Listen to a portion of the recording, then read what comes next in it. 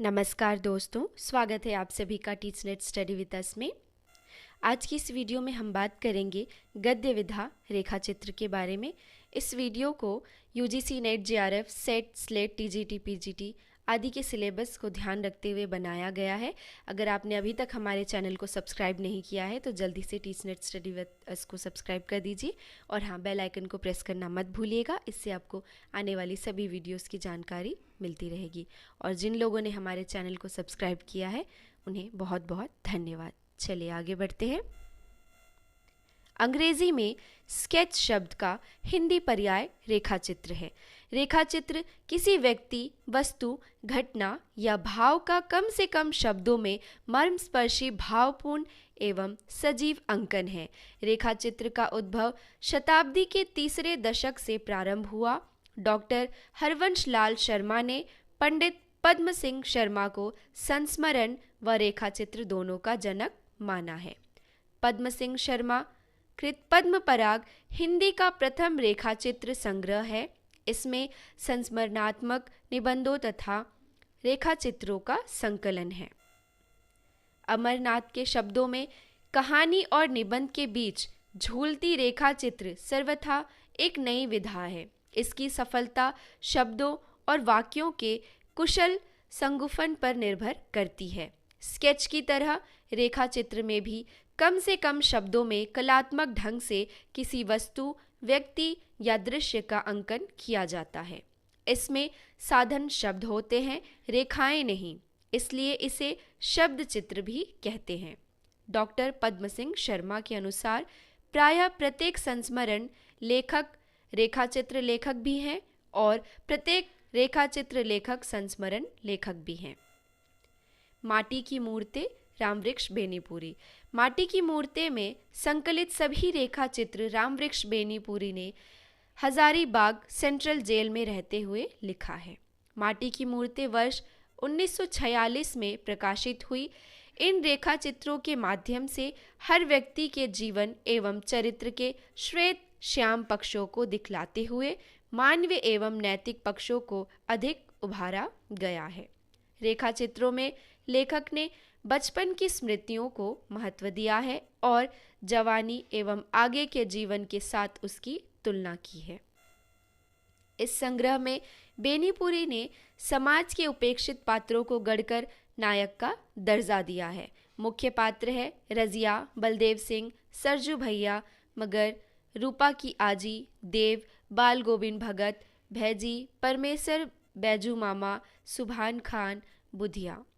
माटी की मूर्तें की श्रेष्ठता के बारे में मैथिली शरण गुप्त का कथन है, लोग माटी की मूर्तें बनाकर सोने के भाव बेचते हैं, पर बेनीपुरी सोने की मूर्तें बनाकर माटी के मोल बेच रहे हैं। रामवृक्ष बेनीपुरी कृत प्रमुख रेखाचित्र लाल तारा 1938, माटी की मूर्तें 1946, गेहूं और गुलाब 1950 और मील के पत्थर।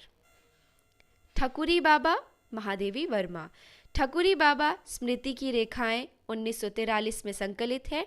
इस रेखा चित्र में ग्रामीण जीवन के लक्षण का यथार्थ चित्रण है। महादेवी जी ने प्रस्तुत रेखा चित्र के माध्यम से नगरीय एवं ग्रामीण सभ्यताओं का अंतर बड़ी मार्मिकता के साथ स्पष्ट किया है। विधवा की समस्या, विधुर की समस्या, वृद्ध की समस्या, ग्रामीण जीवन, स्त्री श्रृंगार आदि तथा वृद्धावस्था में जीवन यापन करते समय आने वाली समस्याओं का चित्रण करना महादेवी जी का उद्देश्य रहा है। महादेवी वर्मा कृत प्रमुख रेखाचित्र हैं अतीत के चलचित्र 1941, स्मृति की रेखाएं 1943, मेरा परिवार 1972, पथ के साथी। अतीत के चलचित्र में 11 रेखाचित्र हैं जिसमें रामा, बिंदास, बिट्टो, घूसा, आरोपी, बदले आदि के माध्यम से गांव की नारियों, बाल विधवाओं, विमाता और शोषित पुरुषों के करुण चित्र दर्शाए गए हैं। स्मृति की रेखाएं में 7 रेखाचित्र हैं। मेरा परिवार में भी 7 रेखाचित्र हैं। पथ के साथी में महादेवी वर्मा ने अपने समकालीन साहित्यकारों के रेखाचित्र प्रस्तुत किए हैं।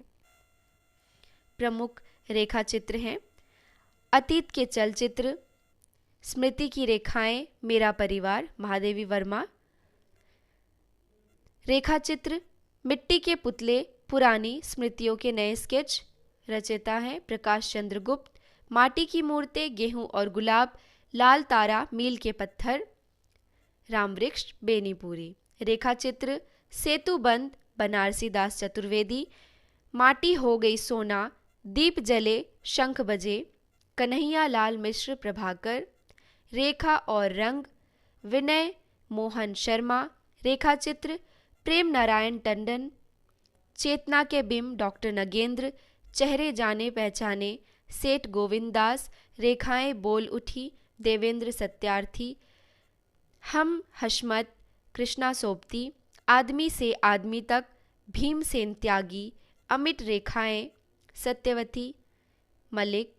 रेखाएं और चित्र, उपेंद्र नाथ अश्क। कुछ शब्द कुछ रेखाएं, विष्णु प्रभाकर। 10 तस्वीरें, जगदीश चंद्र माथुर। समय के पांव, माखन लाल चतुर्वेदी। ये कुछ महत्वपूर्ण रेखा चित्र और उनके लेखक हैं, लेखकों के नाम हैं। हमारे चैनल से जुड़ने के लिए धन्यवाद। अगर आपने अभी तक टीचनेट स्टडी विद अस को सब्सक्राइब नहीं किया है तो कंजूसी मत दिखाइए, प्लीज़ जल्दी से हमारे चैनल को सब्सक्राइब कर दीजिए। अब मिलते हैं अगले वीडियो के साथ। धन्यवाद।